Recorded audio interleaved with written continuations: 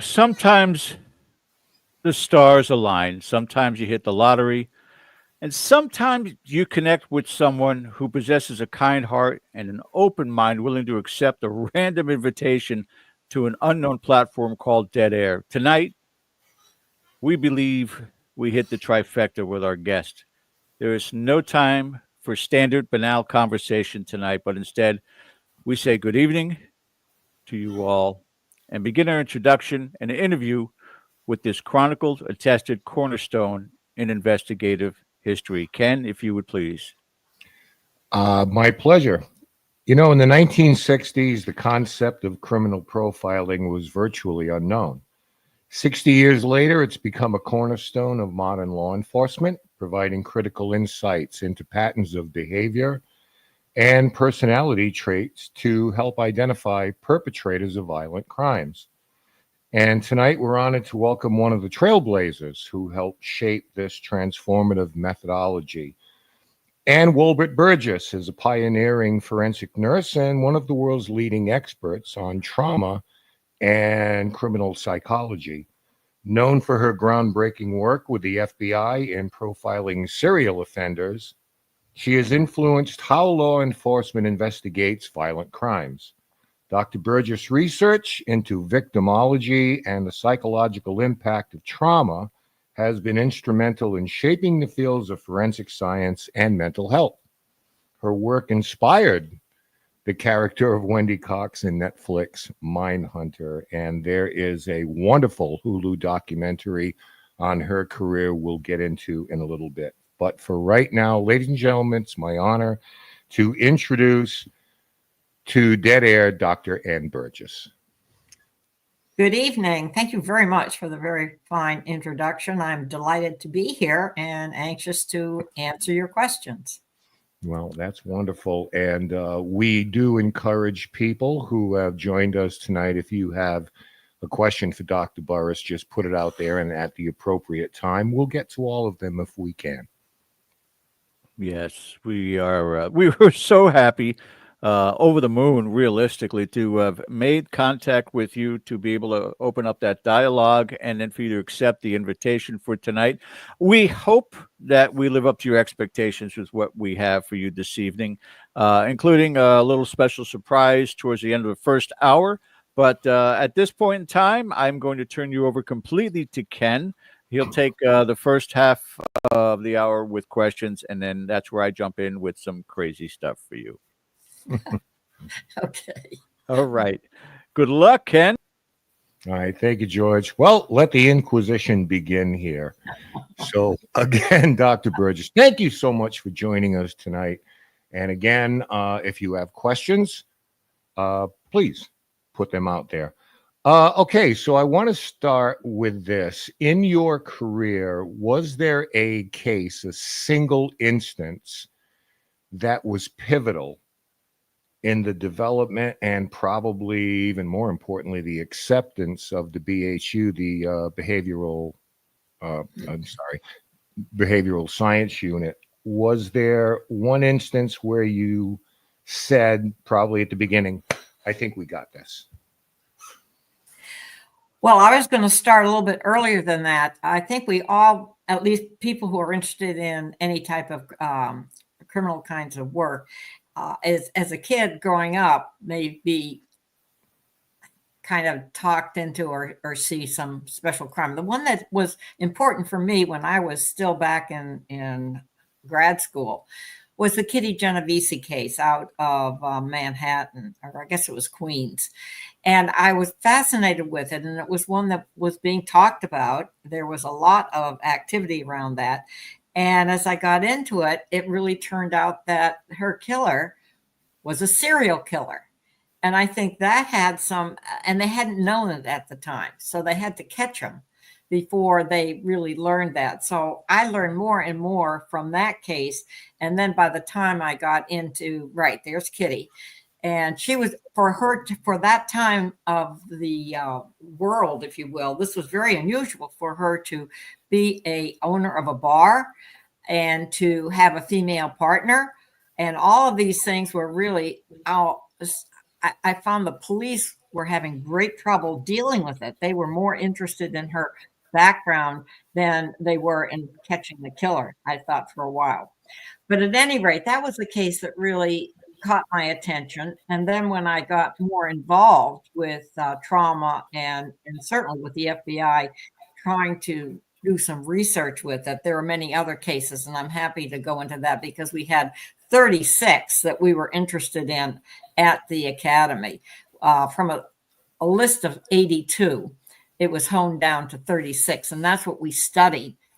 Certainly people know some of the ones that, and I would agree that some were very interesting. Ed Kemper was very interesting. He still is. I know one of the journalists is still seeing him once a month and trying to find out certain things. The others, Monty Ressler, was very different. I always compare those two because one is just the opposite of the other. And I like to compare killers, if you will, to see what we can learn from that and to be able to classify them. That helps in anybody's work with, certainly with victims. And my work started with victims, as you know, and that's what I was called for to come down of the FBI to do, is to teach their agents about victimology.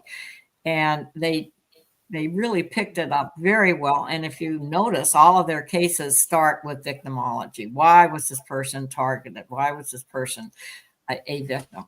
So to answer, was there one special case? I would certainly say that of the group that I dealt with for the project, that the Missy Ackerman case was a case where two little girls had been abducted. Highly unusual for one person to be able to access two little girls. And so that really stuck with me because I had to work with the one who escaped, little the Horton little girl, right? Yeah, that's and her. she was a perfect picture of exactly how she looked, so sad. And so even in talking with her, I realized after 10 days, she hadn't even been given a square meal. She was just eating potato chips and so forth. Everybody ignored her. And I asked her, I said, why aren't you eating? And she says, I'm waiting for Missy. We were going to have lunch together. So here she is 10 days later, and talk about a traumatized child. Very, very important what was learned from that case. So that's, and here is the Brian Dugan, who was the killer in the case. And again, learned an awful lot from that. And that's where I learned that if you don't get them and catch them, if you will, in the first probably 8 or even first few hours, they're going to have killed the child because they are so, this is such a mission for them to do. And that's exactly what happened. He was even stopped at one time for having a broken tail light. And they didn't look and do a careful search of the car because Missy had to have been in that car. So that's an answer, kind of a roundabout answer to your question of was there one. There are many, but I would say that had to be one that really I learned a lot. And I hope I was able to teach a lot because I couldn't believe that the FBI couldn't interview a 7-year-old child. They just never, they all had children. So it wasn't, it was, I guess they were really kind of more anxious about that than being able to talk to a 20-year-old. Yeah. And I would imagine in the state of trauma that little girl was in, that there had to be an element of trust built up, and it wasn't just going to happen by snapping your fingers or just saying please. Absolutely. Yeah. They're used to sitting someone down and being in charge and asking the question. You don't do that with kids. You don't do that with children. Right. You have to use a different technique. Right. Speaking of techniques, how do you feel that the field of criminal psychology has evolved since you began your work? I guess particularly in psychopathology, as far as having a better grip on that. Where have you seen it go to this point? Well, it hasn't gone far enough. I'll tell you that. I think that I'm still pursuing things that I don't know why we haven't been able to do it, but I certainly have some suggestions. I was brought up with learned the technique that thoughts drive behavior. You have to get into a person's thinking to be able to figure out what it is they're doing. And in the case that they're doing a crime, obviously, in these cases. And we've always been after the fact. We've never been before the fact. In other words, you catch someone, you interview them, but it's after. Right. It's afterwards. So how can we get ahead of it? How can we find out what is going on in someone's mind and that they actually are going to commit a horrendous act? And there is a new model out called Pathways to Violence. So we've kind of turned that, at least I have in my own mind, turned it into Pathways to Murder, and see how we can figure out at what point does the person move from the thought to the action. And they're about, as I said, they're about 6 steps. And the only way that we can get into it is we've tried to get any material that we could that was before the act. And so where do you get that? Well, there are these there it is. Yeah, there are these manifestos. And we've looked at 25. We're trying to get more, but these 23, I guess it is, you can fit them into those certain steps. For example, grievance. Everybody's who commits a crime has a grievance. And sometimes it can just stay at that level, but then it can move, we've noticed, into the violent ideation. Something moves them into that point. And then they spend a lot of time planning. They may do some research. They may go on the internet. Internet now, when you ask about where we at now, the internet has really made a huge difference in terms of our understanding and our ability to work. And then you see them moving up to preparation, because they're they're really getting ready to act. And then the last step, or the next to last step, is where it's a final point. And I'm thinking of someone like Elliot Rogers, and some of those are the ones that we've actually analyzed through AI. And he even changed the date that he was going to act. So they can do that. I think Ted Kaczynski was another one that we looked at to see how he acted. But at some point, they move into action. So we're trying to get it just before that point. Where on that spectrum, where on that model could we catch someone much, much earlier? Yeah. Before I move on, I want to pull on that thread for a moment, because how do you handle that civically? For example, the epidemic of gun violence in this country. There are ways maybe that you can see red flags, but the argument is always that's too intrusive. So how do you handle that civically, socially, ethically, with all of that, when you try to identify certain patterns in someone who maybe hasn't acted yet? Well, we have to. Police are getting in these threats. They're coming in faster than they can analyze them. And they have to do something. So we've got that point. Your point is well taken. It's after they act, those questions come up. You know, it's kind of like that Daniel Penny, that, you know, after everybody, up until the point when he acted, nobody had a problem, obviously, right? But then he acts, and now he's into the whole matter. Your question really goes to that case right now of how do you ethically, morally look at a case.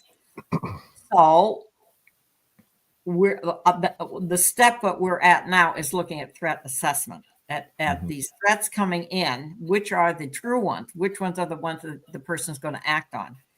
And I think that's the culmination of much of our work. And that's where we're getting into social media and getting the social posts and see if we can do a quick, we've got the algorithm that we use. We've got a couple papers published on that. But this is where I think AI, machine learning, topic modeling, all that comes in and will be very useful. So again, to answer your question, it really is advancing the ability of investigators to come up with something.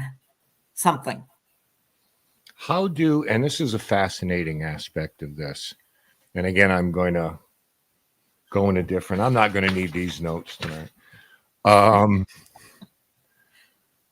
It's not exclusive to, but many of these perpetrators, there I said it, operate in metropolitan or, urban areas.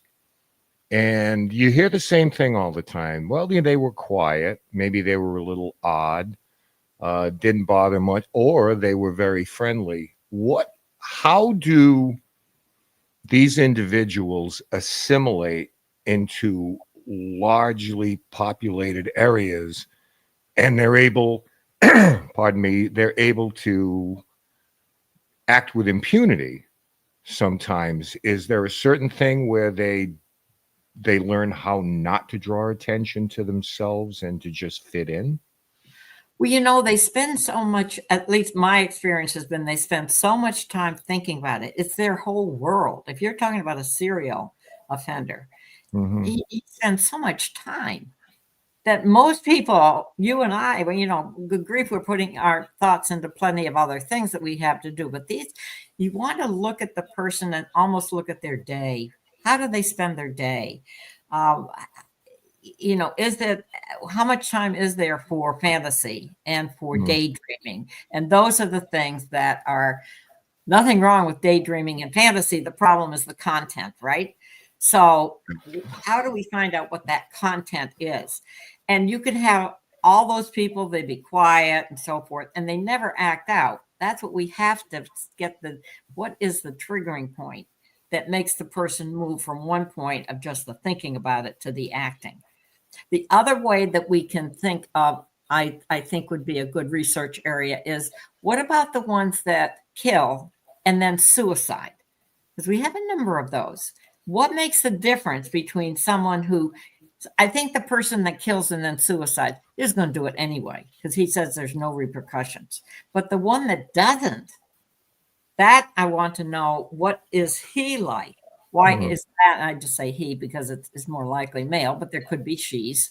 Right. And because in a way, that case we talked about that's ongoing in Manhattan right now is I don't think there's been a suicide, but maybe there would be. Would it have made a difference if he had after shooting? So the boldness, I want to make a point that you brought up, is the boldness. I have seen a big change over the years. These killers and these criminals are getting very bold, and they're doing it with as if they're entitled.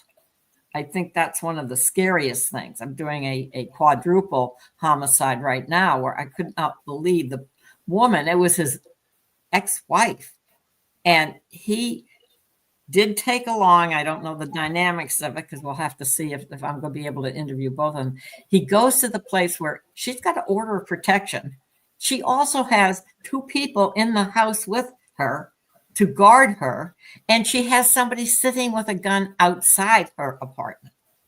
That made no difference. He walked in, one shot to the ones that was sitting outside, one shot each to the two that were inside, and then changes weapons and moves to kill her with a knife. That to me, and then just kind of walks out. They get him right away. You know, You know, it's much bolder than that. And who knows if he's going to get away with it? He hasn't come to trial yet. I know. It's our judicial system, Oh, is there you go. Yeah, that's the guy. it's the guy. They But have another one. Do you have the other one that's very interesting where he's not smiling, but he's on a counter or something, they say. It's kind of interesting. yeah. But I he's wanted got, to yeah, go ahead. I'm sorry. Yeah, no, I'm sorry. I wanted to ask you a little because this is a book in itself, how does trauma affect these offenders, whether it's real or imagined in their life, but branching out from that a little bit, you said something interesting as far as, the suicides. Um, and right now, we live in a world where we've never been more connected on the internet specifically. Right. So a lot of these people seeking attention, I'm wondering if the spike, that growth has anything to do with, attention is different. The delivery system is different right now, Dr. Bree. I mean, we had our Walter Cronkites and we had our 3 networks and we had newspapers, of course. But now you see so much, or I do, of people they're committing these crimes and literally videotaping themselves in Yes. the act of doing this. And some are stupid enough that we've been able to catch them with it. But this cult of celebrity that we have now, I'm curious as to how you see that playing into this and how that's evolving. Well, I think what you're seeing is the evolving aspect of personality structure. These personality structures are very different than the group we looked at, the 36 that we looked at, which had grown up in the 40s and 50s. Mhm. Even the family structure is different. And as you said, this whole internet has the opportunity for people to find others like them. And some of that is very scary because they can egg each other on, if you will, and push them to do things that they might not have ordinarily done as a solo. What I've seen a big change in is moving from serial killing. We don't have as much serial killing, but we have a lot more mass shooting and mass. Yeah. So I think that is very, very, it makes all of us potential targets. If you're a target in a single shooting, it's usually going to be over a specific grievance. But all of us, we could be at a mall, we could be at a movie, we could be on the street, and the shooting starts. It's very much dispassionate Yes. as Yes. when you're laying hands on people, Yes. Which is frightening. Very frightening. Yes. Be sure. So moving on now, there's another generation. There are more generations coming up here. And I know that you've probably mentored many of those who have chosen this career trajectory to go into criminology. But if someone were going to do this and was fascinated by it, give them a little piece of advice and something you've gleaned in your years, because you came to this a different way. Oh, yes. You were into the trauma of the victims, which I think was an inspired idea to put those two things together, to get into the minds of the killer, but also to have insight into the trauma of the victims. It was a germ of an idea that makes all the difference in the world. Yeah. So Well, let's get to it. And I promise there's a question in here someplace, but what advice would you give to somebody entering this field in this day and age? Well, there are a lot of people that are interested in it, and I get the question a lot. Of course, I teach primarily I'm in nursing, but I do teach all university students, so that they represent from chemist majors to business majors to social workers to whatever. And it's the trauma field and the crime field are open to all persons. Their career can somehow take them that way, whether they end up being a financial analyst. They can somehow, the idea that somebody can be traumatized and can commit a crime in their field is there. And I think the way I got into it, and especially on the trauma area, is I got it from victims in talking with them. They taught me, but it became important for them. Why was I targeted? You know, why did that person come after me? And so I thought, we got to figure that out. And once we looked at both the victim and the offender of the same crime, we were able to better understand that. And so to really treat somebody, you have to be able to tell them why they were targeted and why they became a victim, because that is the question that they really suffer or struggle with. I should really struggle with. Right. So I had to answer that. My team, we had to answer that. And that's where the classification and so forth was important, to talk with offenders and what it was going on in them. What were they doing to the victim and why were they doing it? And usually it could either be a displacement and anger, if there was a lot of anger in the assault, or it could be trying to, in a very crude way, try to establish some kind of a relationship. Kind of like the Gone with the Wind of, you really want this. It was a playing out of many of the biases. She really, it's really the woman that is aggravating the man, and he just loses control.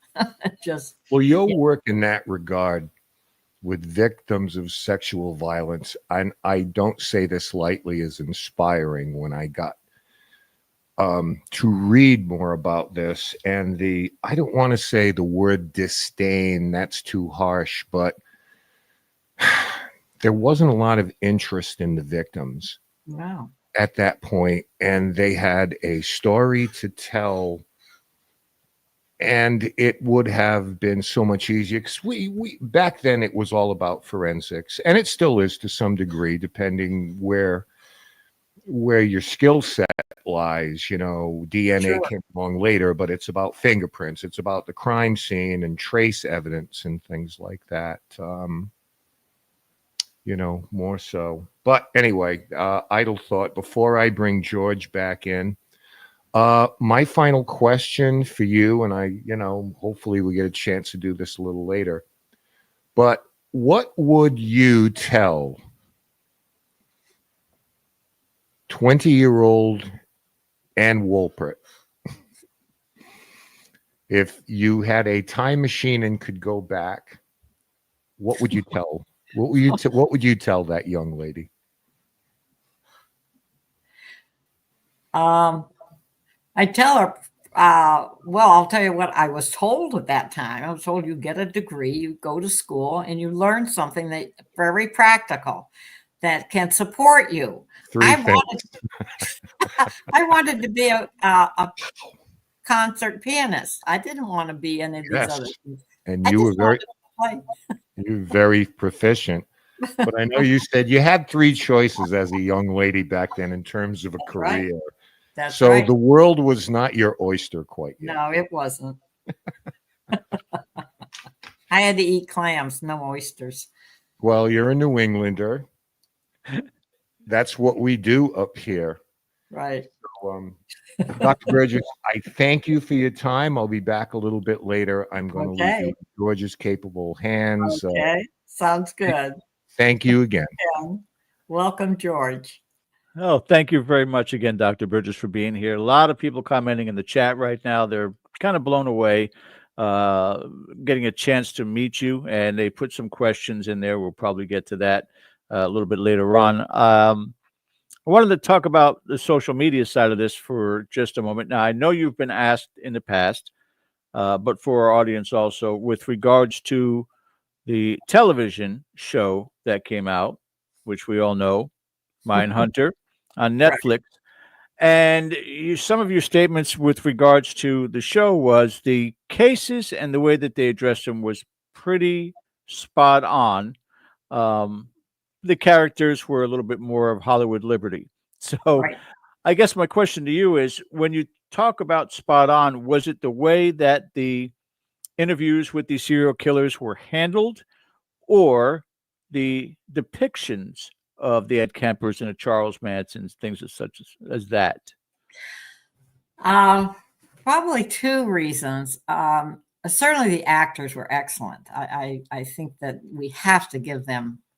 I love them. They were really good.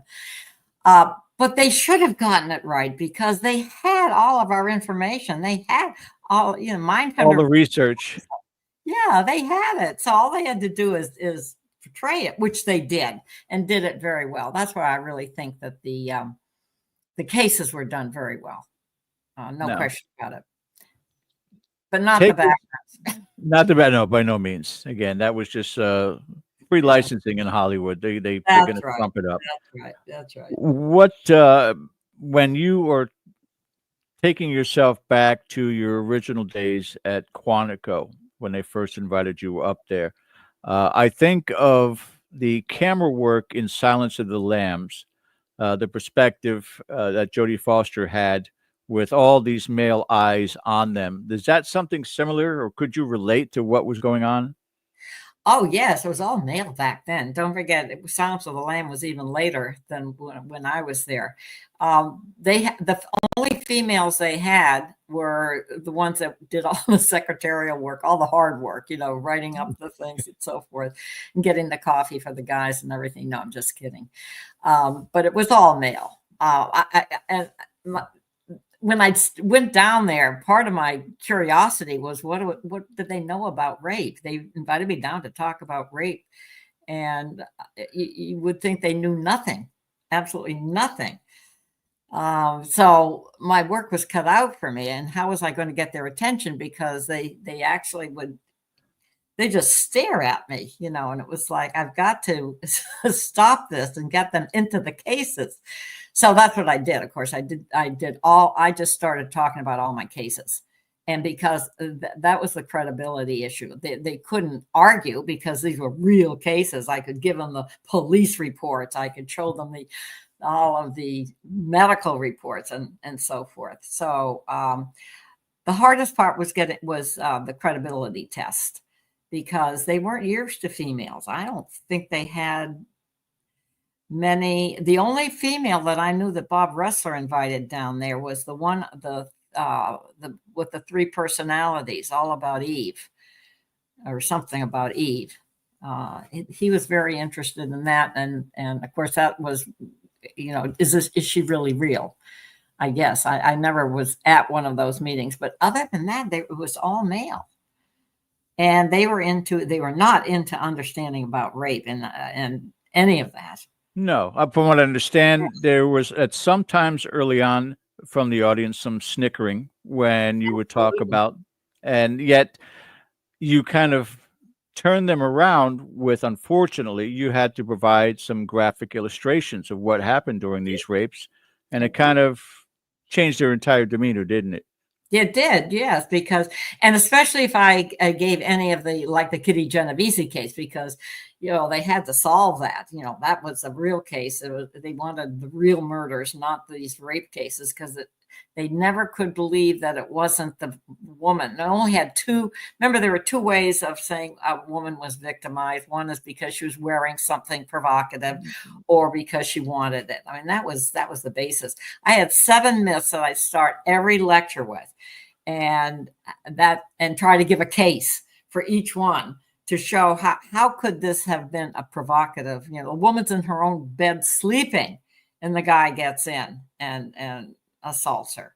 So I tried to give as many of those, as well as the provocative one, the ones that they would think were provocative, kind of thing. And then when you get into, when I would start asking them when they would do an interview, well, really, what did you learn? How did you know this, that? And they couldn't answer it because they didn't know what to ask. and they didn't know how to ask. And luckily, Roy Hazelwood, who was the one that was tasked with having to teach rape victimology, was a really good, very fine person, and wanted to make he even changed the sex crimes lecture to interpersonal violence. I mean, he got it right away. He really understood it right away and was really good.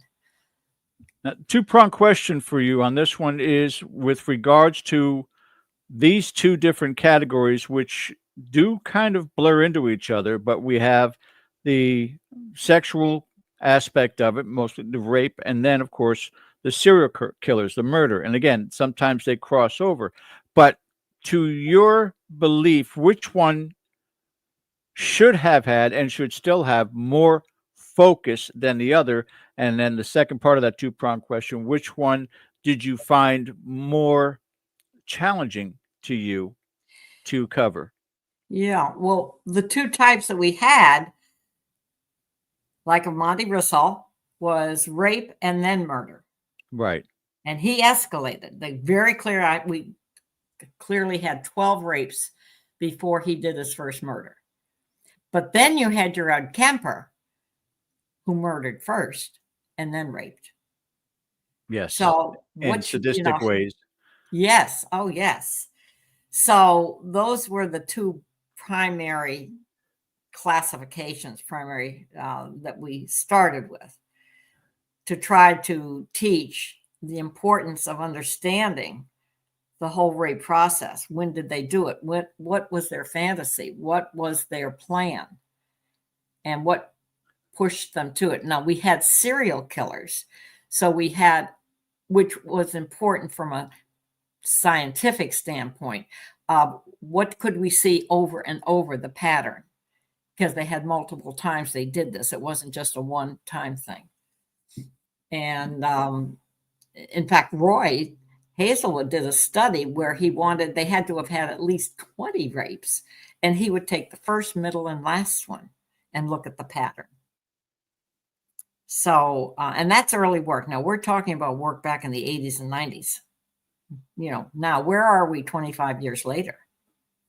Right. Well, that's the next area I wanted to cover also, which is we've done the past, the present, and the future.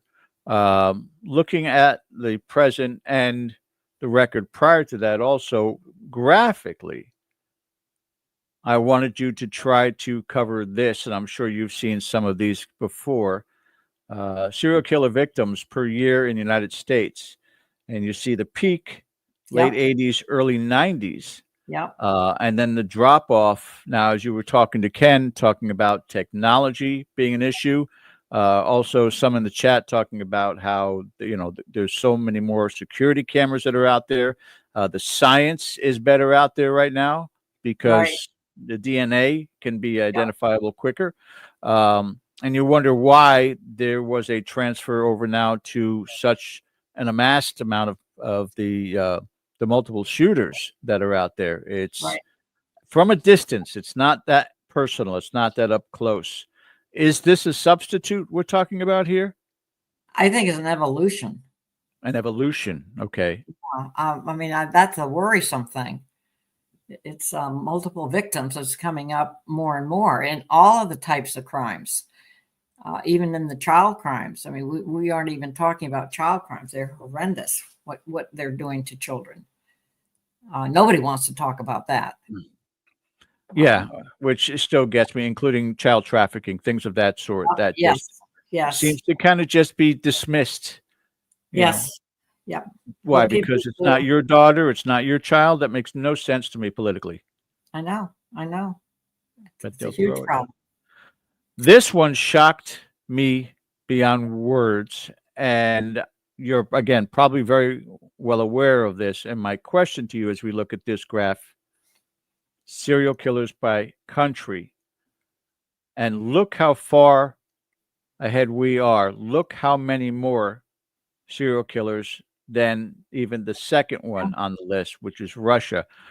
Are we talking about some sort of institutional failure in this country? Is it the way that social media promotes things? Is it the way that sexuality is kind of suppressed?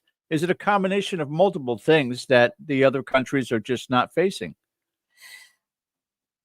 There is a psychologist, Gary Brucata, who has written a book on with a psychiatrist, The New Evil. And what they look at is the last 60 years, how culture has changed. And is there, so I think that the question for us in the States is what is different in our culture that these other cultures don't seem to have? This isn't just a matter of we keep better statistics, so that's why we have more. No. You know, somebody will try to say that. No, it's not that, but it's the culture and what we allow to get away with. Is it the whole justice system? Is it the male-female relationship? It's there's Lawyers? just a lot of things that are going on. Is it lawyers? It's Sure. and again, we also talk about law enforcement in incidents where innocent people are incarcerated, and some of these others just seem to be able to walk free. What, Ted Bundy escaped twice, I think. Oh yes, yeah. You know, You that's get a good looking, I mean, there's your bias. You get a good looking male, and there's another one that I'm trying to think of was like him, but people just, the optics sometimes is what makes a difference. I'm still in the courtroom doing cases like I've done over and over, and the defense lawyers will still use the same old arguments, and they can, even in a nursing home case, we're talking about 80-year-old women, and one of the aides or something, or staff doing something, and one lawyer was trying to talk about how provocative this poor woman was. I mean, it never stops. It never stops, and that's why the work has to keep going on. and I'm going to go back to this chart real quick. Sure, I didn't yeah. check to see if, Canada, our neighbors to the north, Yeah. Wow. 119. 119. Yeah. You know, I'm kind of stumped by it. Is this one of those Well, the only roundtable discussions you guys would have with regards to this? Well, we're asked about that, but look at the last, say, 5 years. They've had a number of serial killers pop up. Golden State, remember? Yeah. I mean, there are a number of them that they go on and they're not picked up until the very, they're in their 70s and 80s, some of these. So they're either very good and get away with it, and people don't. I will say that some of the victims are not really valued in any way, so that if someone dies, they don't necessarily even pick it up as a homicide.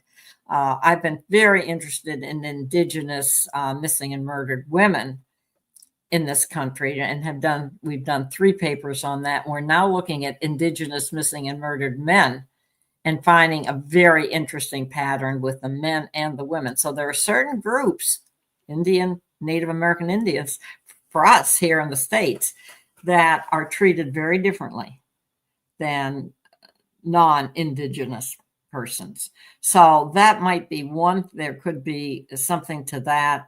But the other thing is I have to go back to Gary Brucata's talk about the cultural factors in the last 60 years that have changed in our country. And we would have to compare those with Canada or Russia. Or interesting that Russia is second to us. Yes. Of course. Oh. But not a close second. Not a close second. Not even remotely close. So I still don't understand that part of it. And I wonder, again, I would have loved to have been a fly on the wall during so many of the discussions that you guys had down in the basement of the Federal Bureau of Investigations, because the boardroom, please. In the boardroom. But where was it located? Okay. Because I remember you talking about it. You got me. Okay. The time frame that most of this began to escalate, as we're looking at the chart, seems to be around the time of the point where there were more single family homes. Yeah. There were more two-income family homes. Right. So the absence of one or two parents is around that same time where that escalation began. Now, whether you talked about uh, John Joubert, whether you Right. talk about Ted Bundy, and both of them mentioned their fascination with the detective magazines, the novels Right. back in the day. Right. And then comes the internet, and Right. everything is accessible to them, whether it's reading material, whether it's visuals, and wondering as to whether or not that was also a catalyst. I'm at home, family's not home. Let me get on the computer, even though back in the day all we had was what, AOL chat, but Right. we Right. we still were in uncharted territory for the first time, and young children were left unattended at home for the first time. And I'm wondering, I mean, listen, I grew up, again, as I told you before the show, in New Jersey. My town should have been the absolute perfect melting pot for serial killers, rape. I mean, we just ran amok. Parents didn't know where we were half the time until sunset. Sunset, we got to be home. But Yeah. before that, we're all out and about doing it. We had an area called the Apple Orchard that God knows what could have happened in that place. And yet we all made it out of there unscathed.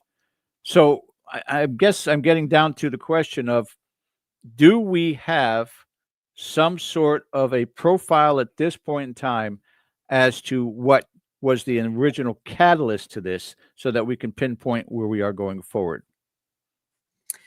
Well, I think you said it. I think what you didn't have back then was the internet.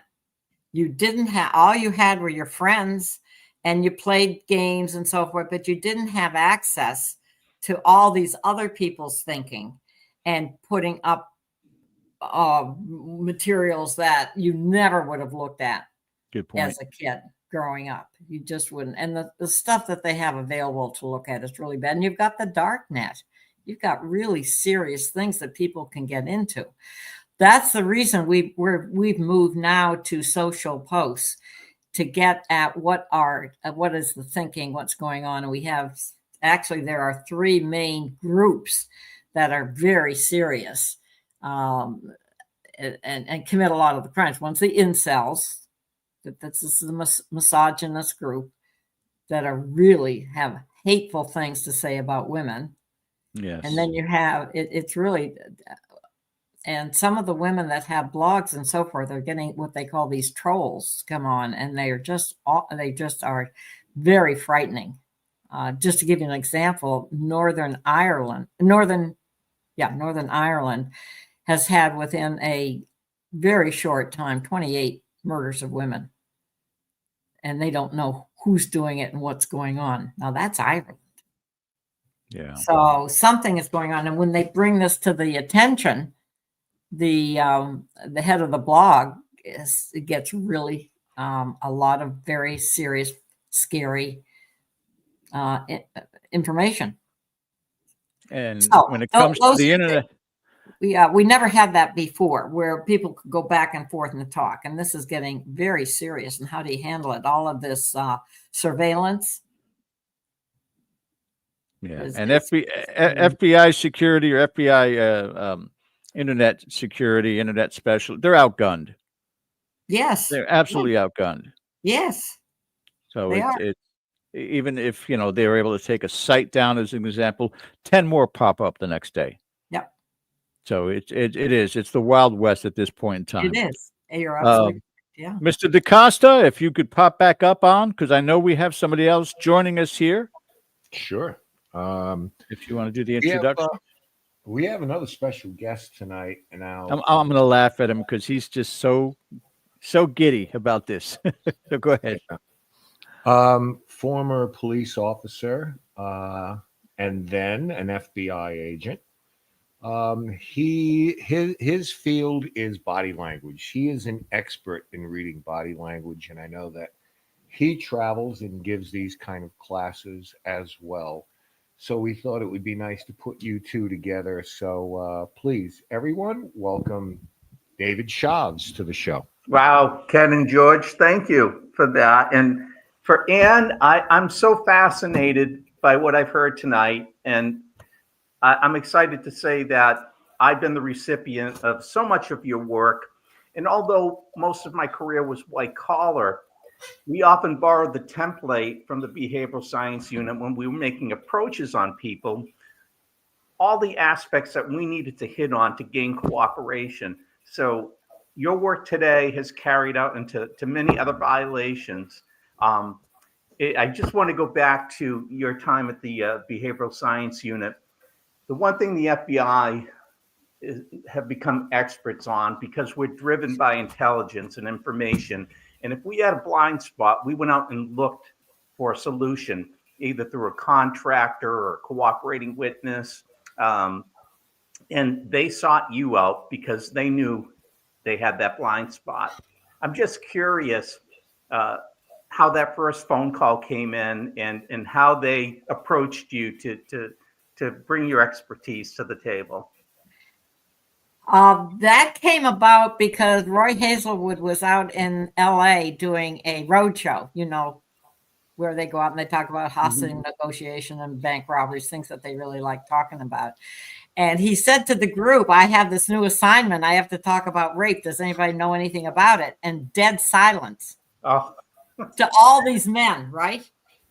Nobody knew a thing about rape. Right. Yeah. So, but afterwards, Rita Connect, who was a detective with the juvenile division out in LA, came up to Roy and said she was also a nurse and had been working that weekend in the emergency room. And our first article had just come out, and it was very simply the rape victim in the emergency room. Wow. And she said, it's amazing. And so he told Roy, he said, here's her name. She's on the East Coast. Why don't you give her a call? And he did. And I wasn't going to take the call. I was busy with something else, and my research assistant just kind of stood there in the doorway saying, I think you better take this call. And I said, well, find out who it is, and I'll call them back. No, she said, you better take it. It's the FBI. And at that point, all I could think of is, didn't I pay my taxes? I didn't even realize what the FBI did. I thought maybe they're coming after me for money or something. So I said, I'll take the call.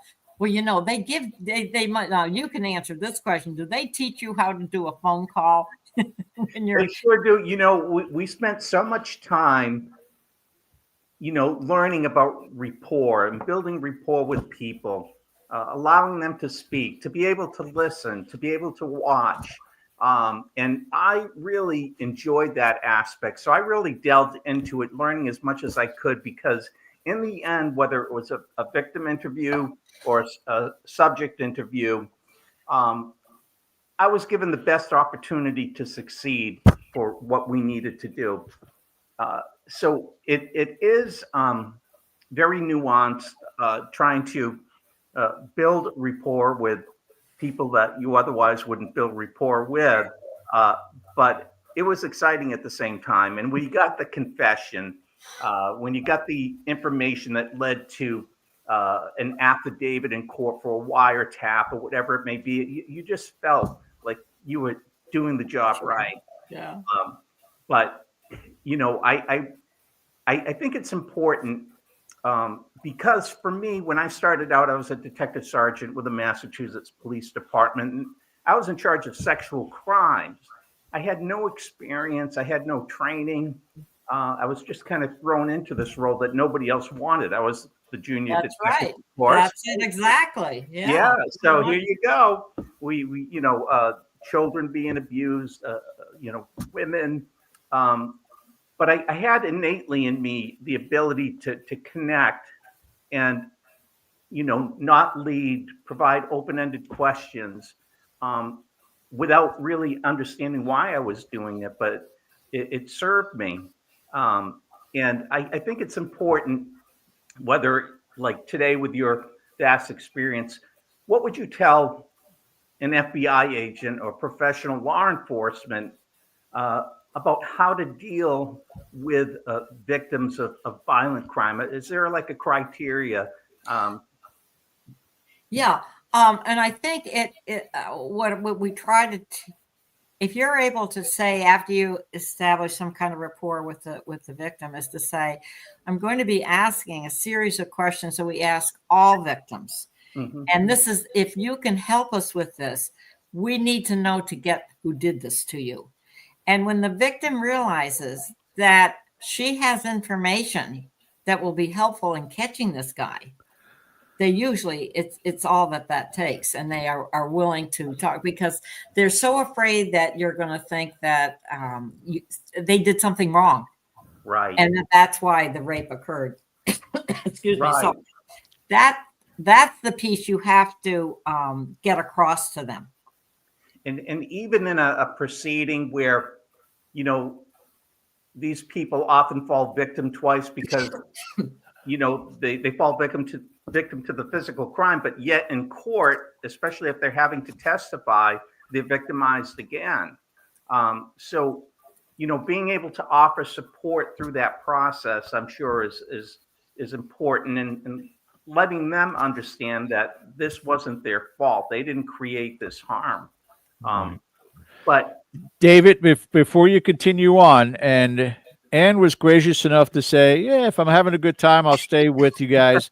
Looks like give her a chance to get a glass of water, and we'll come back on the other side for just a little while more with Anne, and then we'll continue on with David for the second hour as well. But we've got to go to break. We come back on the other side. We'll continue our interview tonight.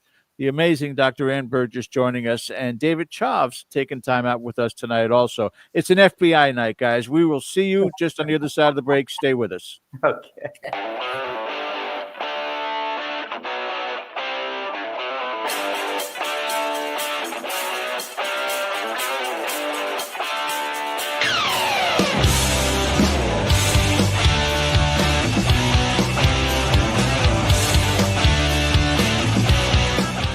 Hey members, the new KGRA DB app is now available on iOS and Android devices.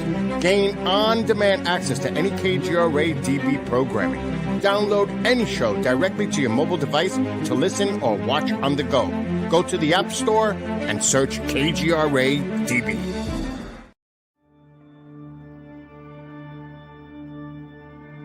As UFO reports come in from around the world, the Mutual UFO Network, MUFON, is there. We continue to explore new cases and build our massive database. We share our information with the world in a number of ways. If you would like to be part of our investigative team, you are always welcome. What could be more exciting than exploring the UFO question firsthand? Join MUFON, find your friends.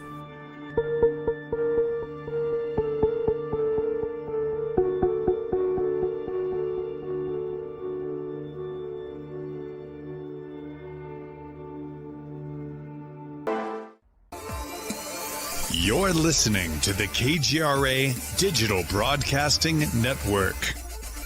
We provide unparalleled coverage of trending news in the world of ufology, cryptozoology, and paranormal phenomenon.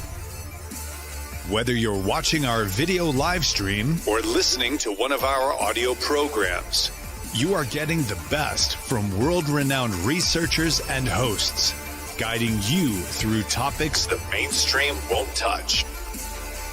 Miss one of your favorite programs? No problem.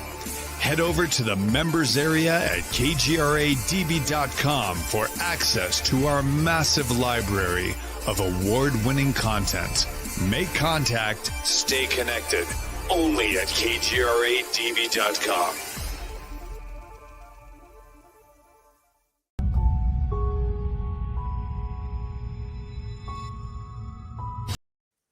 And once again, a quick shout out to our KGRA listeners. They're a streaming service, so they don't get to see all of us on screen, but they are listening to us, all the thousands of you who have made us number one in our category. Again, thank you guys so much for your patronage. And again, you can always stop by and watch us here on YouTube at any time if you want to see, just in case we're putting up illustrations like we did tonight. You guys get a chance to see everything. It's an audio-visual class.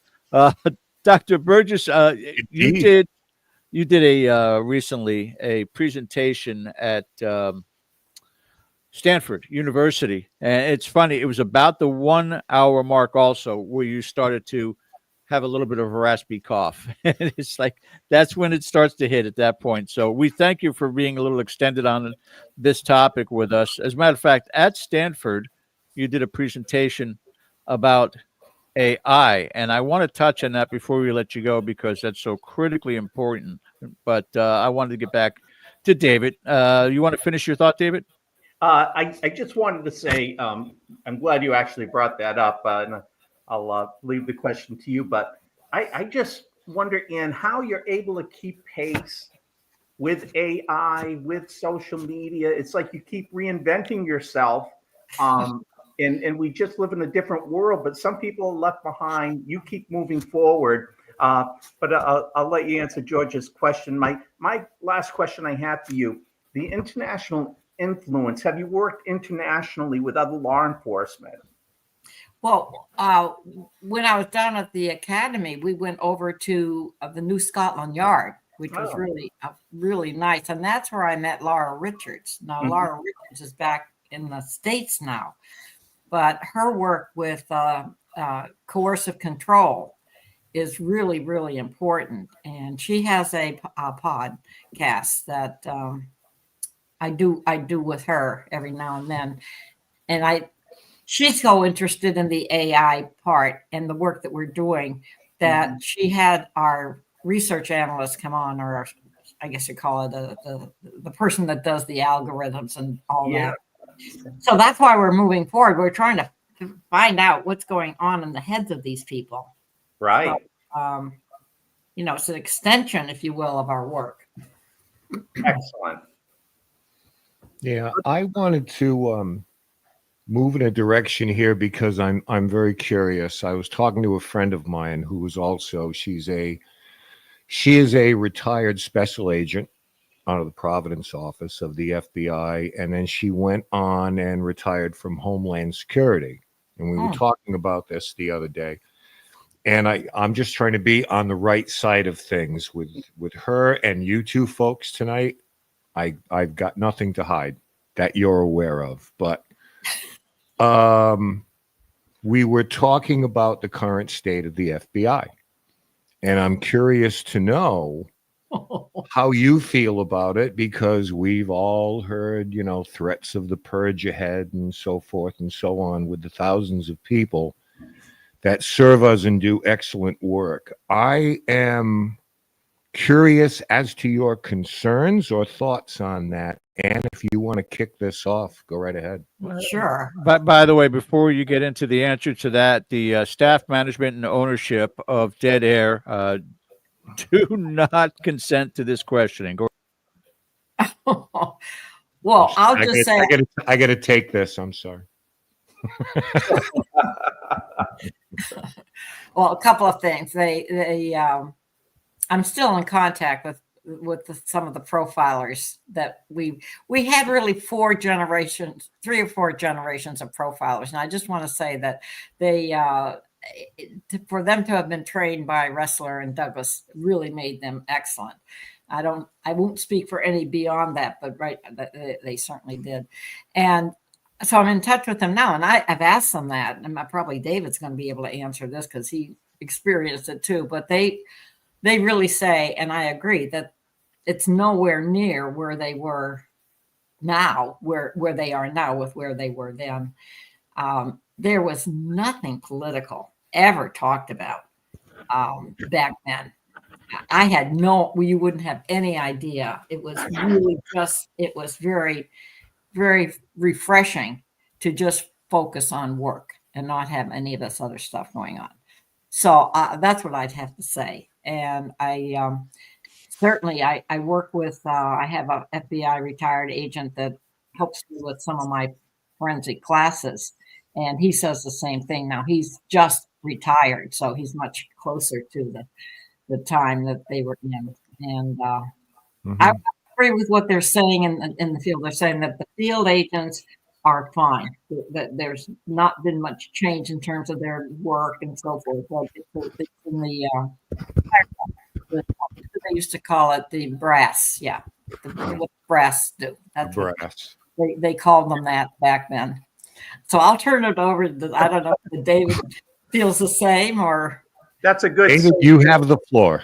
That's a good safe answer, Ann. I'll give a similarly safe answer and say a few things. That I've traveled all around the world on behalf of the FBI with other agencies, prosecutors, judges, and without exception, politicians, judges in those countries, prosecutors, police, who do they want to meet? They want to meet the FBI. Those three letters around the world mean more than anything. And although we've had our hiccups and our issues, it remains the greatest law enforcement agency in the world. Do we need to fix some things and instill that trust into the American public again? We absolutely do. We need to make the FBI great again. I haven't figured out the acronym yet, but that's what we need to do. They're printing the hats as we speak. So the men and women of the FBI and the institution itself are really remarkable.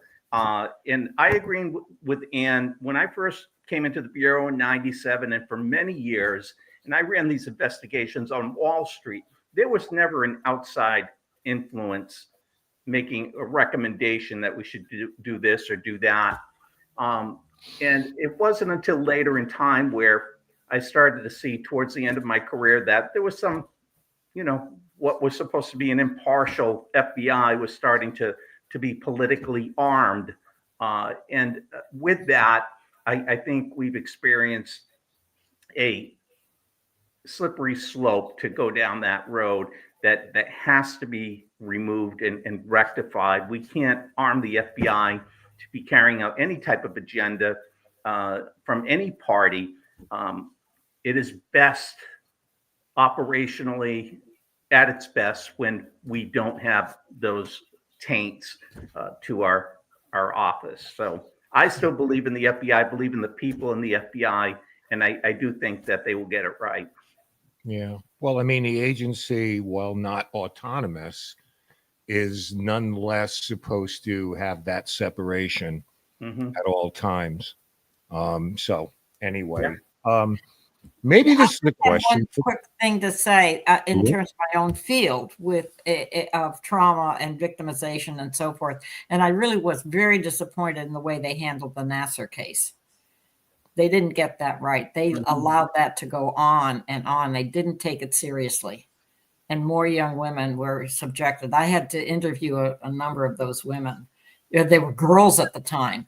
And that was unbelievable what that Nassar did to them. Right. It's sad when we do a post-mortem and we look at these investigations and we see what went wrong and why it should have not gone that way. We need to learn from those experiences. Right. Yeah. I hope they do. Yeah. Okay. Sure.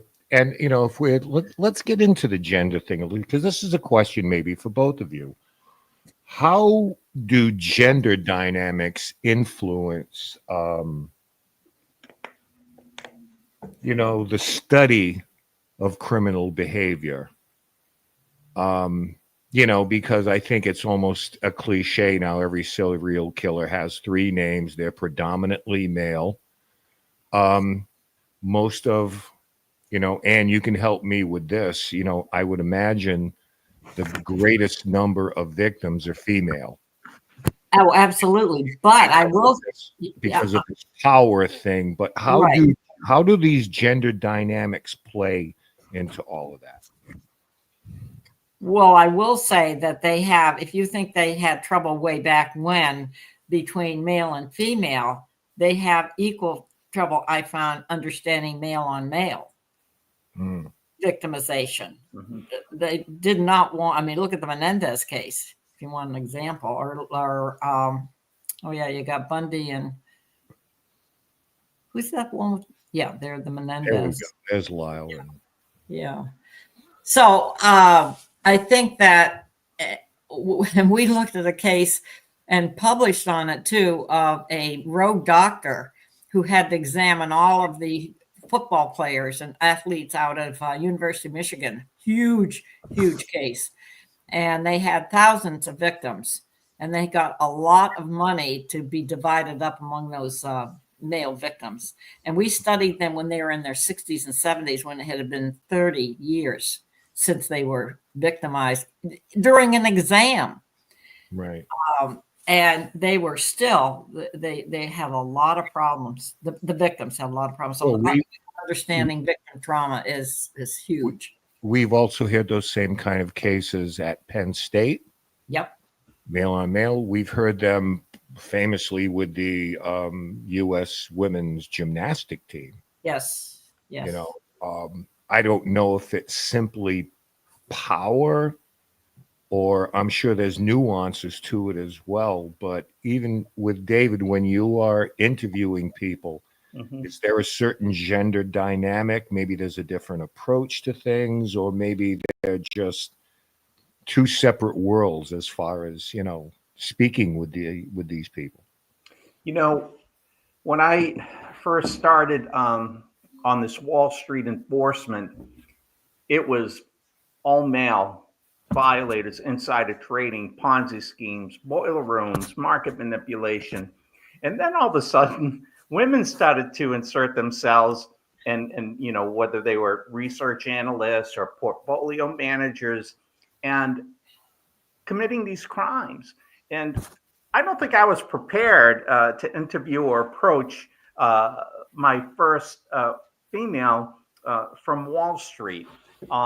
So I think as an investigator, we're kind of programmed in a certain way to react and behave in a certain way. And I pride myself on interview and body language and everything else. But I was a little, you know, not so certain of myself and dealing with women in this field.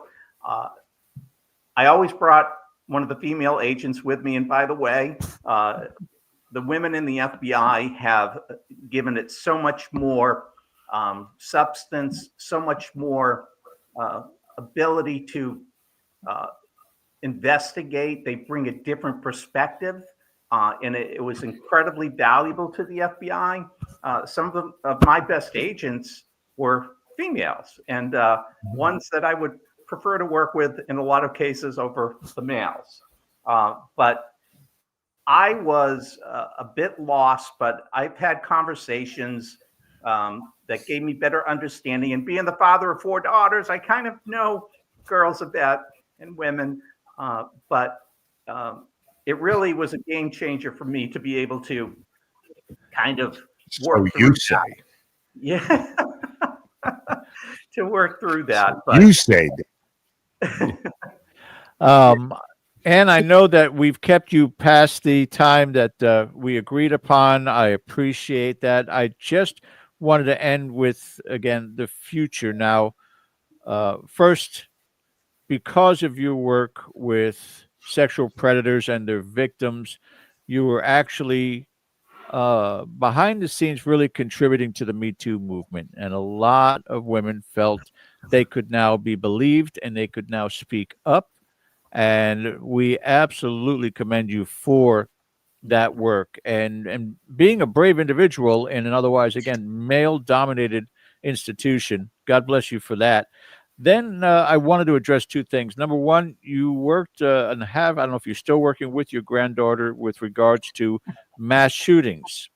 And I wanted you to talk quickly on that. And then finally, using AI to read manifestos of both confirmed and potential serial killers, potential mass shooters, and how that is progressing at this point in time. Yeah, well, I can answer. Those are really 2 very related questions. Just Friday did a blog with Alex, my granddaughter, in which they were very interested in the AI, and she went and explained it and showed some of our work and tried to explain it. So she'd love to come on, I'm sure, and talk with you all if you want a session on the use of AI. We published 2 papers now on machine learning and BERT topic, which is using those manifestos. What I've learned from it, I'm sure others have learned different things, but I think sometimes we're not asking the right questions. when we're doing interviews. And I'd be interested in David's response to that, because when you do this, you take what they have said, their manifestos or whatever, and the topics that come up never get addressed. And you're very surprising as to what they are. And I think that's going to be very useful in interviewing. It also shows the patterns, et cetera. It really does, in a very fast way, what takes us weeks and months and years sometimes to conceptualize and analyze. So I would just, if you want to do a session with her, I'm sure be delighted to join. We'd love that. Absolutely. Yeah, at any time. I'll correspond with you in regards to that. But yeah, I guess with AI, we're in uncharted waters. But as you're saying, this is a full-blown rapid river because of the AI. So everything has got to move a little bit faster. The human factor, the reaction of humans to how they can better utilize this tool has to be rapid and fast too. Yeah. You mind if I sneak one more in there? Because we wanted to hear David response to. David, you had a response to this? Yeah. I think it's important. A skilled interviewer is in a class all by themselves, because although we're given some rudimentary training at Quantico, it's not until you get out in the field and you develop a plan and you work at it. Being able to interview someone, some of it is innate, other times it can be learned, but you're really trying to understand and show some compassion, to show some sympathy, some understanding. People that I I received as cooperators, had won them over to be folks in our like hedge fund investigations. Those people, I never left their side. I was with them from the moment they pled guilty behind closed doors to a felony to the day that they were sentenced. I still even get Christmas cards from some of these people saying thank you for what you did. Simply because I was sincere, and that reputation got out there saying, this guy's going to treat you right. His team will treat you right. We never abandoned anyone. It wasn't a matter of good cop, bad cop, and using these strategies to fool people. We had genuine discussions with people saying, this is what you're facing. This is how we can help. We can make recommendations to the U.S. Attorney's Office, to the judge.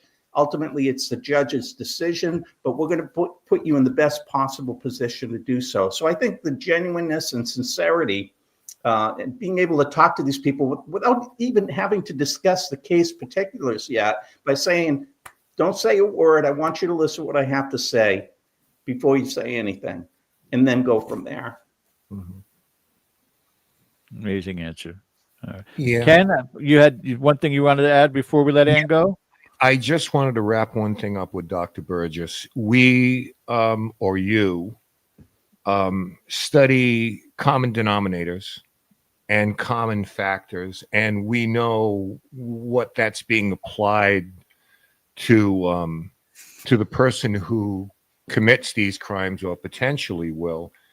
Is there a common denominator that you can point to in terms of who is victimized? Well, the person who is victimized may not be the person that the predator was after. Let me give an example. Yep. A man's on the first floor of a whole series of apartment buildings, and he's knocking on doors. Okay. It's the one that opens the door. And this was a very specific, one of my early cases. She opened the door because it was 2:00 in the afternoon, and she was expecting visitors, expecting them. And these 3 young men rushed in and spent another hour, a horrendous hour, robbing her, tying her up, raping her, and then left. The first officer on the scene didn't get the important information. It was, and goes to what David has been saying about how do you interview. But the detective, luckily, came on the scene pretty quickly. And in his interview with her, she was able to say that she heard them call a cab. And she heard them ask for at the time, I think we had like a brown and white cab. He took that information and they got the guys. And that luckily, I mean, so it's in the interview that that he was, and he is one that we had worked with. You had his picture up on the screen earlier.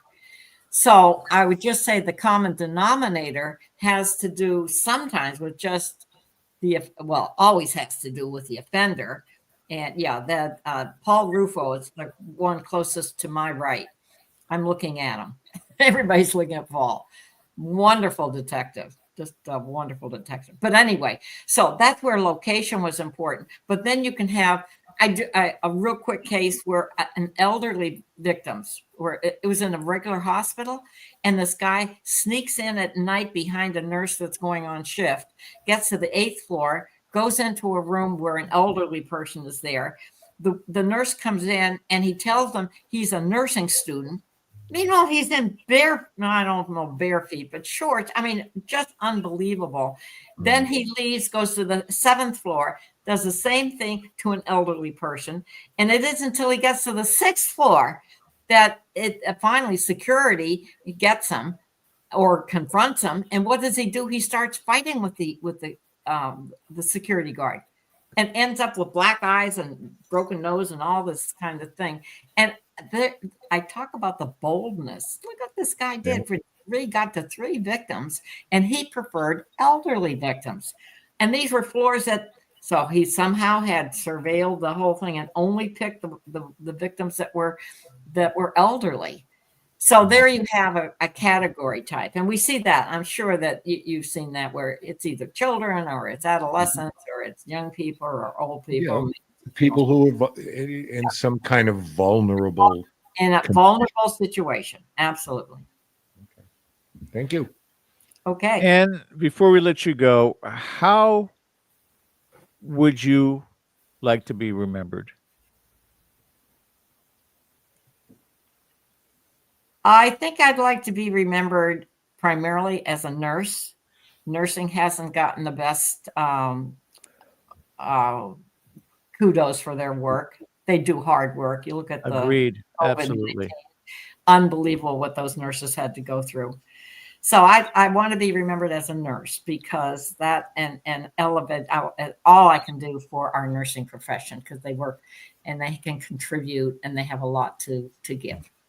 Well, we'll check back with you in 20 years, Ann, to see if you changed your mind on it. Okay, you do that. Dr. Burgess, it has been an absolute pleasure having you join us tonight. I hope you had a good time also. I did. It was a great group. I very much enjoyed it. I don't know if I gave you the I hope your audience enjoyed it. So Spellbound. Let's put it to you this way: we had about 12 questions. We couldn't get to any of them, so we'll have to apologize for that. And I'll correspond with you about Alex and getting her on. I know you'd love to see Alex. Okay, take care. Thank you. Thank You you. have a very happy holiday. Thank you. Good night. Good night, Ann. This has been fantastic, guys. I am Wow. I'm speechless with just who she is and how she is. So, David. Yeah. I understand you went ghost hunting for the first time. Oh my! I'm still processing what happened that night. I don't have words to explain what happened, but Ken introduced me to ghost hunting for the first time just a few weeks ago. And I don't want to say I was ever a skeptic. I've always been open-minded for really just about anything, but I have to have some degree, some order of proof that suggests to me that there's a possibility. And of course, after I left there that night, I was not in doubt. So I thank you, Ken, for taking me by the hand that night and allowing me to be a part of that investigation. I'll never forget it. Oh, these two here. I love these kids. These two. Oh, Satori and Cody. You know, I feel people are often critical. Once you're out there publicly, no matter what degree of success you have, someone's looking up. Once your head gets up above the crowd, they're looking to take it off. And for these two kids that are so sincere, so wonderful, really making strides in areas that others haven't, I saw firsthand what they're capable of. And I put on my FBI hat. I evaluated everything going on. I know you were. Yeah. And I have to say, I'm never really fooled or baffled. I found these kids to have great character, sincerity, and a belief of what they were doing. And I, as a result, am a believer. But it really was an eye-opening experience. It was a personal experience for me as to what came through. Right. And I'm still trying to process everything that happened that night. But I'm most grateful to you, Ken, for allowing me to sit in. No, it was a pleasure. I am glad that, the invitation was extended to you, but I will warn you that there's much more to do. We've talked about that already. And looking forward to the next time out, because it's amazing how all these worlds come together, because, both of those young people are investigators in their own right. I always say this found them. Mm-hmm. Or they stumbled across it or something like that. But the idea of being as objective as possible going into these things, it's the only way that someone who trusts you enough to invite you into their home, it's the only way to go about paying them back for extending that invitation to you is tell them the truth as you know it.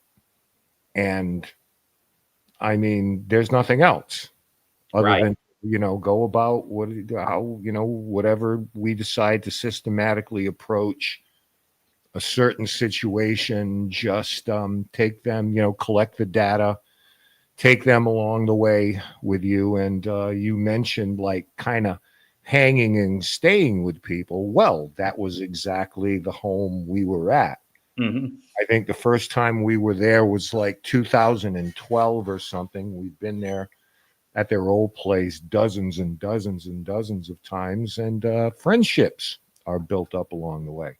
So I was glad you could come along with us, and it was a lot of fun. It really was. I hope this a next investigation. I'd certainly like to see more. Not that you have my attention, but you see these TV shows. I tend to turn on the TV and watch these, and you wonder how much sensationalism is involved. And I'm sure there are some that do so more than others, and others that are more honest and debunking as opposed to taking something and running with it that perhaps doesn't have any basis to. But I have to say that night that I was with you and the kids, we did everything to debunk what was going on. Right. And confirmed what was going on through, steps. Yeah, we need to say that louder for the people in the back. We try to dismiss things. Okay.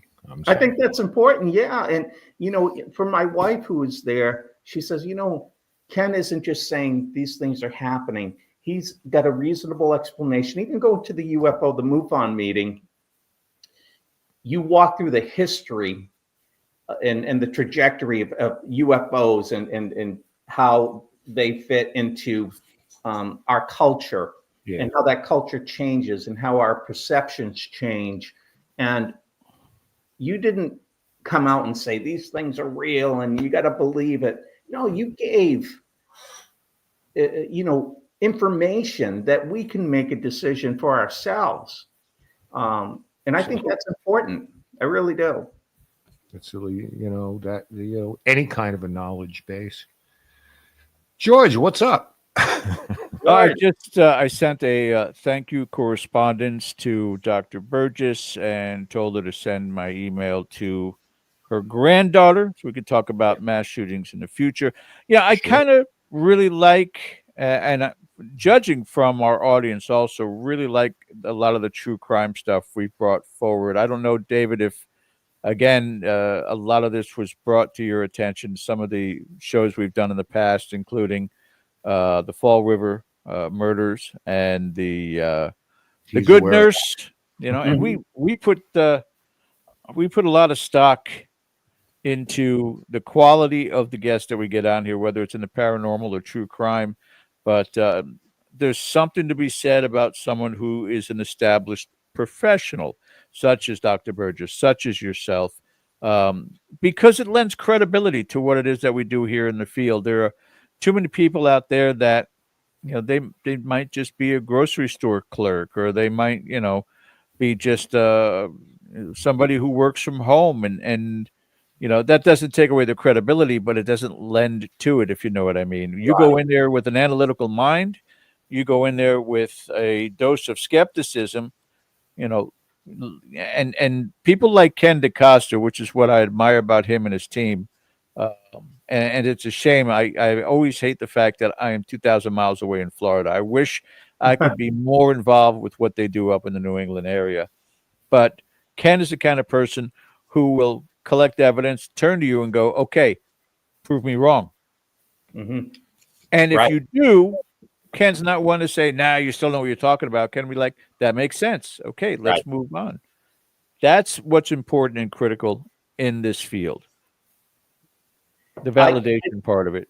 I agree, and that separates, the sensationalists, the people looking to get a headline or to get a story or some television show, to the people that might not have, that station to say, they have a 20-year show that's been going on for 20 years because we're adding this element to it that keeps interest.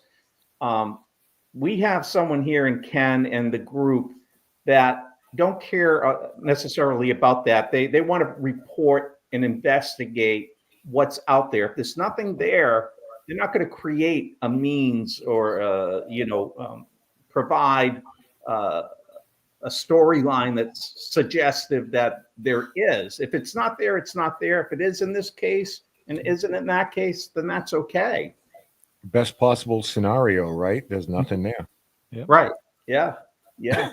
I have to ask you this, David, which this one always, I know that if you watch close enough, you might see some steam come out of Ken's ears. It's because he knows it's coming. But from a former FBI agent who's done many a case, I would imagine that there are some unsolved, and it might have or might not have already turned in your head. I would like to see if Cody and Satori could make contact, but then that wall comes up. As you said, there are things that you can provide answers to and things you can't say anything about. Right. Explain to the audience again the risk, danger, inherent danger for them to be able to validate, such as the location of a missing body with this technique. Yeah. So within the federal system, there would be high skepticism over using a medium for that purpose. I do know in local law enforcement, I've seen this take place. I've seen times when it actually has aided police in their investigation. But as long as it's not testimonial, if we're directed to a body or an individual, and in that we're discovering physical evidence that we're able to create and make a case with, then we can be supportive of those findings. But if we're like coming up with information, ask this question, ask that question, they'll know this. Now we're kind of clouding the investigation. I can tell you we've used hypnosis in the past, and as a result, these cases were nearly thrown out because we consulted with we put people into hypnosis, witnesses, to gain information, but it was, viewed as being suggestive. So a lot of this stuff we have to be incredibly careful with. You watch some of the shows on TV, and I don't think there's any denying the people that have this ability, at least the real people that have this ability to be able to do this. But there are a lot of clowns out there as well. So there are certainly people that come into law enforcement that are credible and have been used. And yet I think law enforcement doesn't necessarily advertise their use of these people. I think that's a big component here. It's like, for whatever reason, the appearance of it. But I can tell you that it's proven useful, not in all matters, in all cases, of course, but even when it does, very little is said about it. Yeah. Well, that was going to be my point, is how willing is law enforcement, whether it's local, state, federal, on those instances where, a psychic, for example, gives you information. You got to corroborate all that stuff. But how willing are they to say one of the tools in our tools box was a psychic? Because I would imagine everything falls apart after that, because that's what they're going to zero in on. The defense will. Absolutely. That would be a field day for any defense counsel to deal with. But I think that, I don't want to say it's more accepting today, but I do think people are more open to the possibility. I think if this came to me at the FBI, we would immediately shut it down. Right. Unless we were out of options. And then we would say, okay, let's listen. Let's meet with this. A cold case, basically, right? A cold case. Yeah. But as my time as a police officer, I remember instances like this. But they were never openly discussed. Mm-hmm. So maybe that's changed. I was a cop 30 years ago plus. But I can tell you that they were very reluctant to ever talk about this discussion. Is it if inherently, only the psychics were? Yeah, but is it inherently also dangerous for those mediums or for a Cody and Satori? Because if the accuracy is there, can the defense not go after them to say, well, how do we know you didn't commit the murder? Right. So certainly defense counsel is going to be quite enterprising in a defense for a case like this. And as an attorney, I can see how this would be, I guess, very highly, construed and fought in the court. And how much attention, media attention, would we be receiving on a case like this? It would just be, it would be the trial of the century, right? And I don't know if anyone is willing to take that on, whether or not there's legitimacy to this. That's why I think it is used by more local police. And I'm sure if we were to look into it, we would find that. But I don't think at the federal system we would ever get there. I've never known an instance where it has happened that way. But it's a need to know basis sometimes. Ken, was that local with Ed and Lorraine? Was that local law enforcement when they went to court? Yes. Okay. Yes. Because that made major headlines when Ed and Lorraine Warren said that the defendant was possessed. Right. Yeah. And he served the sentence at the end of it. But that, it's like, what does everybody talk about? That aspect of it. Yeah. Yeah. It certainly grounds for appeal. I can't imagine that counsel wouldn't object and appeal this all to the highest levels that they could. Very few cases. That Ed and Lorraine case, I guess, is kind of seminal, but you don't hear of many cases like this. But perhaps with a more open mind, people today, this generation, are perhaps more open to this type of thing. Maybe we'll see an evolution of these cases being brought. But right now, I think people often just laugh, but they laugh at a lot of different things. The thing is, if you're coming from it from a metaphysical standpoint, your backyard better be spotless. Right. There can't be any, book deals and things like that going on behind the scenes because, your credibility is going to be strained at that point because they're always going to point to, you've done this kind of thing before. I think one of the questions that everybody wants to know is the burning question. Does the FBI have an X-Files, David? I can't really comment on, a lot of. We got something here. No, don't take that as a yes. Thank you, Ben Hansen. Okay. Sorry. Ben. That's a question for Ben. Oh, geez, they're calling again. Hello. Yeah. The FBI, we have security clearances, of course, but it really is compartmentalized and a need to know basis. So there's so much. If I'm working white collar over here, I'm not read into something over there, right? Unless I had to. I mean, some things I had to, but a real life X-Files, I think we'll leave that one alone.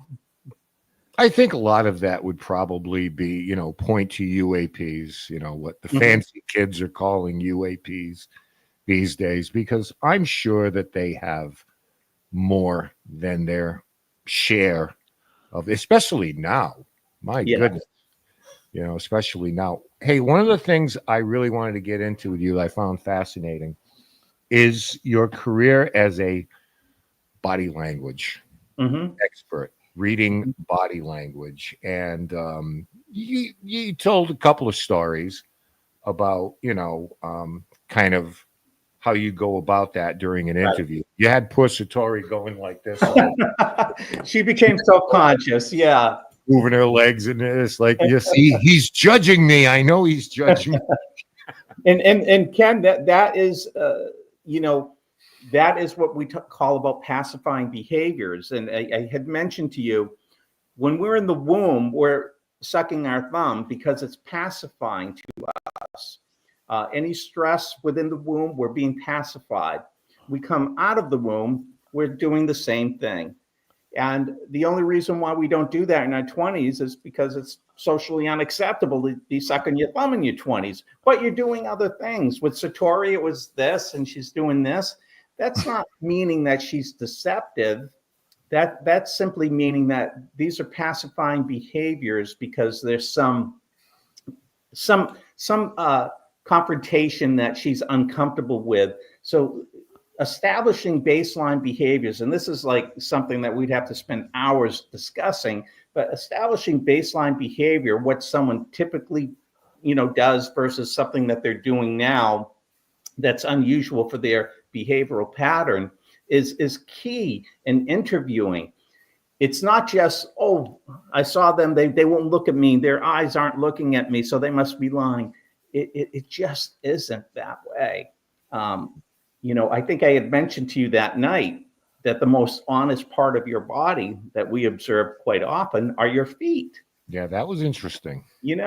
So there's a whole study on this, and it makes sense. And the more you do this, the more you study people's feet, not because you get some foot fetish, but because you're looking for behaviors from their feet, where they're pointed, if they're dangling them, different sitting positions, all these things to a trained investigator are coming into play when you're having that interview. And you're strategically asking questions along the way that are softball questions. Where did you grow up? Did you play any sports? And you see their level of comfort in those types of questions. But then we start to circle and go down a road like, oh, you're familiar with Joe Smith, right? And you see a hesitancy, or you see some type of blocking behavior. They're grabbing a pillow, or they're taking their arms and they're pulling them up. They're making an adjustment, or even cleansing themselves, what we call cleansing. And we start to look at that, but we don't dive in. We back out. We go back to another softball question. We get them back into a rhythm where they're feeling comfortable. And then you come back. I mentioned Joe earlier. You sure you don't know him? Kind of like a sandwich method. Yeah. So these are the things that we do to elicit these conversations where the people begin to understand that you know a whole lot more, and that because you're guarded with these questions, we're going to continue to work on you. And we're going to introduce new information that piles up on top of that are really going to put that person in a position of either cooperating or asking for an attorney. And that's why predicating all of this with, listen, you're not under arrest and you can leave at any time, but understand this is your last opportunity to cooperate. Right. So don't say anything, just listen to what I have to say, and we can talk about it after I'm done speaking, because now they understand that there's no way out. There's no way out. But we're also, making sure that they're not triggering and asking for an attorney. I can tell you, over the years, defense counsel knew that I would do this, and they would tell their clients, people that were receiving summonses from the government or maybe been approached and are being called in. They're like, did you talk to that Shavs guy? And they're like, yeah, I did. And they're like, oh, great. And people were instructing their clients not to talk to me, to immediately lawyer up. Don't listen to what David has to say. Just lawyer up immediately. Because, of course, at that time, we're disarmed, to question them further. So it ended up being a bit of a battle. What does it lead to? It's just kind of like a football coach saying, okay, here's our officiating crew today. They call a lot of holding penalties. Yeah. So you guys got to clean it up today because they're just going to keep through. So, you know who your adversary is going to be. That's just good lawyering. And it is good lawyering. And, when we made these approaches, we needed to know, let's talk the hedge fund investigations, the insider trading stuff. When we made that first approach, we needed to be right. We needed to know that this person was going to cooperate, whether that's following them to work, getting on the bus with them, getting on the train, working out beside them in a club, going to church, whatever it was that they were doing, we were following around in these public places to learn about them, to learn about the drug habit or the drinking issue, the girlfriend on the side, whatever it was. We were going to build this composite knowing exactly what we were dealing with. And we were patient. We would do this for months and months and months to understand their behaviors. It is difficult for someone being approached by the FBI that we knew all this information about it, because as we interviewed them and we put this out there, they realized that it was over. They had no decision to make except one to cooperate. And 99 times out of 100, they were cooperating. It was in their best interest. And again, I was a firm believer, we don't abandon these people. We're with them no matter what the result the entire way. And that's the way I wanted my agents to work on these types of cases. We're going to respect people. Understand that on any given day, any of us can break the law. We exercise bad judgment. That doesn't define these people who really were professionals, went to the best schools. It's greed. That component of greed got in the way. But so many, including one individual that I invited to speak with me at the FBI and at various conferences, who was the first cooperator in the case, he now travels worldwide talking about his experience and teaching, various individuals about how not to go down that road. So there's been a lot of good that's come out of all this cooperation. So is it expected then, since you're going to be joining Rise Up Paranormal, Ken's probably going to send you all his full body apparition photos, and you're going to have to body language check all of them? I'm going to have to check them all. I have none of that. I pushed back from that table a long time ago, but I'm looking forward to just doing this and bringing all these disparate elements. I love that. Like somebody is in engineering, someone is in this, and someone's in nursing, and it's kind of like the FBI. It's like, why are you recruiting me? I'm a CPA or a violent crimes department. Well, because your expertise may lend itself to the bigger picture. That's the way I look at it too. Yeah. I mean, and you look at Anne, and it's much like when we started this Wall Street investigation. We didn't know what a hedge fund was. We didn't know how they operated. They were lightly regulated. We didn't understand what was going on. So we borrowed the old organized crime template. You went after people, you got information on them, you turned them to your side, and for cooperation, what we call a cooperating witness, and you begin to learn that the FBI is driven by intelligence, and if we don't know it, we're going to learn about it. Again, I keep professing, even after all these years, I've been retired, it is the greatest law enforcement agency in the world, and the men and women of the FBI are really quite amazing people, and I know we're going to get back to where we were. Amen. That's David, probably that's a good place to drop it, George. Yeah, and stay with us, David. Don't hang up. But we have to end the show again. Tremendous thank you to Dr. Ann Burgess tonight, and Dave. Thank you so much for joining us. Welcome to the family. And don't hang up. Stay right with us. But those of you who are with us for tomorrow night town hall, we'll see you then. Unless you are just going to be here next week. Until then, we'll see you next Sunday. Thanks, guys, for watching. Have a good night. I see her rolling up, Uber black Cadillac, high heel boots and a sexy body full of tats. Baby's bad, oh baby's hella bad. After her there ain't no coming back. Wanna take a run at that. I think she's feeling me, turn it up a few degrees. My imagination of her body gets the best of me. Oh gosh, she's such a tease, bitten lips, bruised.